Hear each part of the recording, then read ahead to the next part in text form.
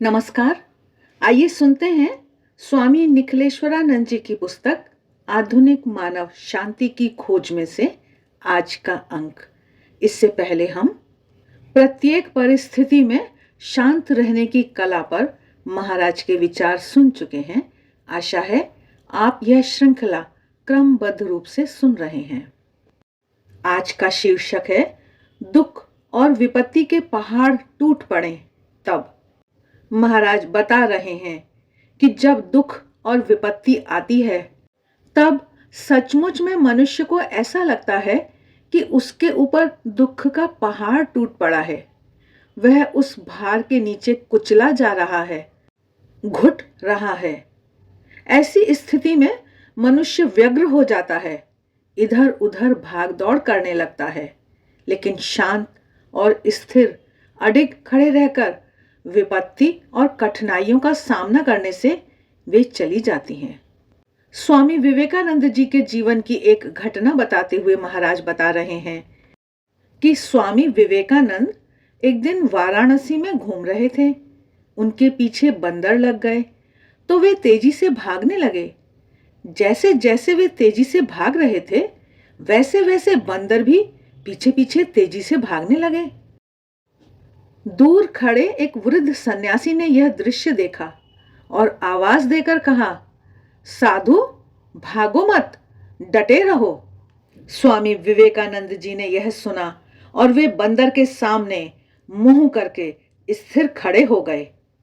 उन्होंने आश्चर्य से देखा कि बंदरों की टोली भी उनके सामने खड़ी हो गई और फिर एक एक करके बंदर सब भाग गए। स्वामी विवेकानंद लिखते हैं, इस अनुभव ने मुझे जीवन का एक महत्वपूर्ण पाठ सिखाया कि कोई भी परिस्थिति आए तो उससे डरकर भागना नहीं है, साहसपूर्वक उसका सामना करो। सच है, मुश्किलों के सामने जो अडिग रह सकता है उसके सामने मुश्किलों का जोर दबाव कम हो जाता है। जब जब जीवन में विषमतम परिस्थिति आए तब हताश होने के बदले यह सोचो कि यह भी चली जाएगी। इस संदर्भ में महाराज आगे एक और कहानी सुनाते हैं। एक राजा के यहाँ एक साधु महात्मा आए। राजा ने उनकी बहुत सेवा की। उन्होंने प्रसन्न होकर राजा को कहा, लो यह ताबीज अपने गले में पहने रखना। जब कभी तुम बहुत मुश्किल में पड़ो तब, और जब बहुत आनंद में रहो तब इस ताबीज को खोलकर पढ़ लेना। इसमें मेरा संदेश है जो तुम्हारे जीवन में बहुत काम आएगा। राजा ने महात्मा का प्रसाद समझकर उस ताबीज को स्वीकार कर लिया और अपने गले में पहन लिया। इस बात को बहुत समय बीत गया। एक बार दूसरे राजा ने उनके राज्य पर आक्रमण कर दिया और उन्हें पराजित करके उनका राज्य छीन लिया। राजा को बंदी बनाने की तैयारी हो रही थी, परंतु यह राजा राजमहल के गुप्त द्वार से जान बचाकर भाग निकला। यह रात के अंधेरे में छिपता हुआ एक घने जंगल में आ पहुंचा। राजा का सब कुछ खो चुका था। वह निराश होकर आत्महत्या करने जा रहा था कि उसे महात्मा के शब्द याद आ गए कि बहुत दुखी हो तो मेरा संदेश पढ़ लेना। राजा ने ताबीज खोला। उसमें 2 चिट्ठी थीं। एक पर लिखा था अतिशय दुख के समय, दूसरे पर लिखा था अतिशय सुख के समय। राजा ने दुख के संदेश की चिट्ठी खोली। उस पर लिखा था, यह समय भी चला जाएगा। महात्मा के इस संदेश पर राजा विचार करता रहा और उसने आत्महत्या का मार्ग छोड़ दिया। फिर जंगल में गुप्त रहकर अपने विश्वास पात्र लोगों को एकत्रित किया और आक्रमण करके अपना राज्य वापस लिया और उस राजा का राज्य भी ले लिया। फिर सुख के दिन आ गए। जब वह अतिशय आनंद में था तो उसे उस महात्मा के शब्द याद आ गए। उसने संदेश पढ़ने के लिए ताबीज खोला तो दूसरी चिट्ठी में भी वही संदेश था, यह समय भी चला जाएगा। राजा को पहले तो आश्चर्य हुआ, लेकिन गहरे चिंतन के बाद उसे समझ में आया कि सुख और दुख दोनों में मनुष्य को समान रहना चाहिए, समता बनाए रखनी चाहिए। अमेरिका के भूतपूर्व प्रेसिडेंट अब्राहम लिंकन ने भी अपने कमरे में इसी अर्थ का वाक्य जड़वा कर रखा था, यह समय भी बीत जाएगा। इसके विषय में लिंकन से पूछा गया तो उन्होंने कहा था, मुश्किलें जब आती हैं तब मैं सोचता हूं कि यह समय भी बीत जाएगा, इसलिए मुश्किलें मुझे व्यग्र नहीं करती हैं, और जब सिद्धि और सफलता मिलती है तब यह वाक्य मुझे गर्व अहंकार से दूर रखता है, यह समय भी बीत जाएगा। यदि यह वाक्य लिंकन की तरह हमें भी याद रहे तो जीवन की कठिन परिस्थितियों में सामना करने का हमें भी बल मिलेगा। जो कुछ होता है सब भगवान की इच्छा से होता है। भगवान मंगलमय हैं, सभी का मंगल करते हैं। उनकी इच्छा को मानकर विपत्ति को यदि स्वीकार कर लिया जाए तो परिस्थिति दुखदाई नहीं रहती है। इस संदर्भ में श्री रामकृष्ण देव की एक कहानी है। एक बुनकर था, वह राम का भक्त था। सब कुछ राम की इच्छा से होता है, यही मानकर वह चलता था।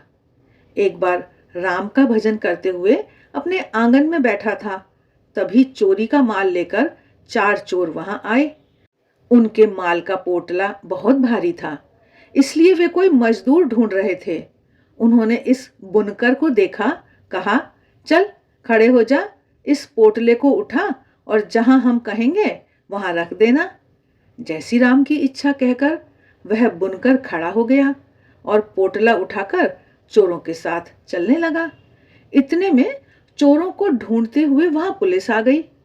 चोर भाग गए और पोटले के साथ बुनकर पकड़ा गया। उसके पास चोरी का सारा सामान था, इसलिए उसे पकड़कर जेल में डाल दिया।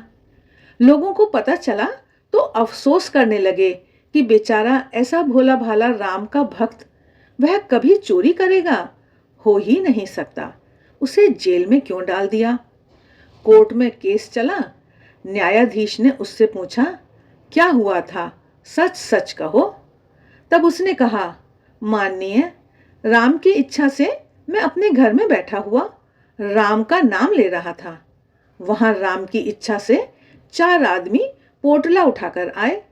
राम की इच्छा से उन्होंने मुझे पोटला उठाने को कहा। राम की इच्छा से मैं पोटला उठाकर उनके साथ चलने लगा। राम की इच्छा से वहां पुलिस आ गई और वे चारों चोर भाग गए और मैं राम की इच्छा से पकड़ा गया। राम की इच्छा से मुझे जेल में बंद कर दिया और अब मैं राम की इच्छा से आपके सामने खड़ा हूं। न्यायाधीश ने देखा कि यह तो सच में राम का भक्त है, यह कभी चोरी नहीं करेगा, इसलिए उसे छोड़ दिया। तब उस भक्त ने कहा, हुजूर, राम की इच्छा से अब मैं छूट गया। इस प्रकार सुख में या दुख में किसी भी परिस्थिति में भगवान की इच्छा ही देखी जाए तो मन कभी विचलित नहीं होता है। प्रत्येक स्थिति में मनुष्य स्वस्थ और शांत रह सकता है। महाराज कह रहे हैं कि भगवान जो भी करते हैं मंगलमय ही करते हैं, हमारे भले के लिए ही करते हैं। यह विश्वास मन में दृढ़ हो जाए तो दुख विपत्ति भी कृपा और आशीर्वाद में बदल जाते हैं। आगे स्वामी निखिलेश्वरानंद जी एक राजा और एक मंत्री की कहानी सुनाते हुए बता रहे हैं कि एक दिन तलवार की धार जांचते समय राजा की अंगुली कट गई। तब मंत्री बोल पड़ा, भगवान जो कुछ करते हैं अच्छे के लिए करते हैं। मेरी अंगुली कट गई, इसमें क्या अच्छा हुआ? क्रोधित होकर राजा ने उसे जेल में डाल दिया। एक दिन शिकार की खोज में राजा अपने सैनिकों से आगे निकल गया। वहीं कुछ तांत्रिकों ने उसे पकड़ लिया और अपने अड्डे पर ले गए। वहां यज्ञ चल रहा था। इस यज्ञ में नर बलि देनी थी, इसलिए राजा को पकड़ लिया था। राजा सभी प्रकार से बलि के योग्य था, लेकिन अंगुली कटी हुई होने से खंडित अंग वाला जानकर छोड़ दिया गया। तब राजा को मंत्री के शब्द याद आए, भगवान जो भी करते हैं अच्छे के लिए ही करते हैं। उसे लगा कि भगवान ने मेरी अंगुली काटकर मेरे बचाने की व्यवस्था पहले ही कर दी थी। वह राजमहल में लौटा, तुरंत मंत्री के पास गया, उसे जेल से मुक्त कर सारी बात बताई और पूछा, मेरी अंगुली कटी तो मेरे लिए अच्छा हुआ, पर तुम्हें जेल में डालकर भगवान ने तुम्हारा क्या भला किया? अजी महाराज, भगवान बहुत दयालु हैं। मंत्री बोला, मुझे जेल में डालकर मुझे भी बचा लिया। यदि मैं जेल में नहीं होता तो आपके साथ होता, आप छूट जाते और मेरी नर बलि दे दी गई होती। अब समझ में आया कि भगवान जो कुछ करते हैं अच्छे के लिए करते हैं। और इस तरह इस अनुभव से राजा को यह बात अच्छी तरह समझ में आ गई। महाराज आगे बता रहे हैं कि इसलिए भगवान हमें जैसी भी परिस्थिति में डालते हैं वह हमारे भले के लिए ही होती है। इस प्रकार परिस्थिति को स्वीकार करने से दुख के पहाड़ अदृश्य हो जाते हैं और कृपा का महासागर हिलोरे लेने लगता है। आज के लिए बस इतना ही। आशा है हम इससे कुछ ना कुछ प्रेरणा अवश्य लेंगे। आप सभी की मंगल कामना के साथ नमस्कार।